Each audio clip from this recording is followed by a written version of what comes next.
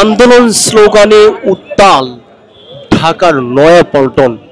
আমরা দেখছি যে গতকাল ভারতের আগারতলায় বাংলাদেশি যে দূতাবাস রয়েছে সেখানে যে হামলা করেছে ভারতীয়রা, তার প্রতিবাদেই মূলত কেন্দ্রীয় কার্যালয় যে নয়াপল্টন রয়েছে সে নয়াপল্টনের সামনে কিন্তু কর্মসূচি ঘোষণা করেছে জাতীয়বাদী দল বিএনপি। আর এটিকে কেন্দ্র করে বিএনপির বিভিন্ন অঙ্গ সংগঠনের নেতা কর্মীরা কিন্তু এই কেন্দ্রীয় কার্যালয়ের সামনে ভিড় করেছে।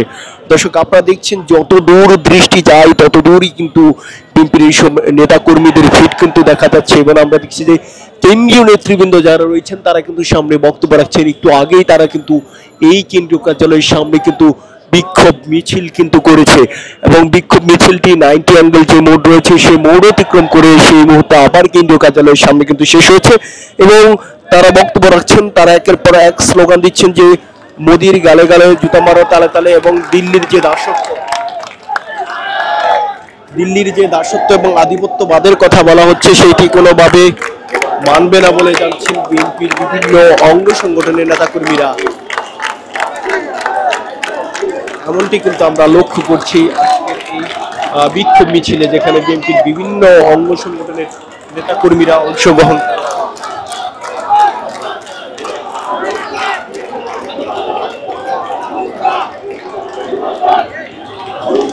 একের পর এক তারা কিন্তু স্লোগান দিয়ে যাচ্ছেন এবং কথা বলছেন, জাতীয় পতাকা উত্তোলিত করছেন। তারা আবার অনেকে স্লোগান দিচ্ছেন এই মুহূর্তে দরকার তারেক রহমান সরকার, এমনটি ঘোষণা কিন্তু এমন স্লোগান কিন্তু বিএনপির বিভিন্ন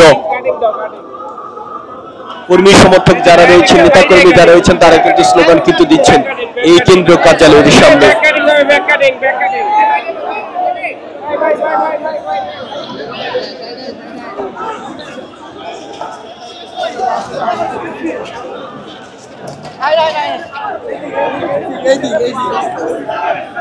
একের পর এক মিছিল কর্মসূচি ঘোষণা করেছে, কর্মসূচি ঘোষণা করে কিন্তু সামনের দিকে অনেকে এক এক দিকে কিন্তু যাচ্ছেন, এমনটি কিন্তু আমরা লক্ষ্য করছি।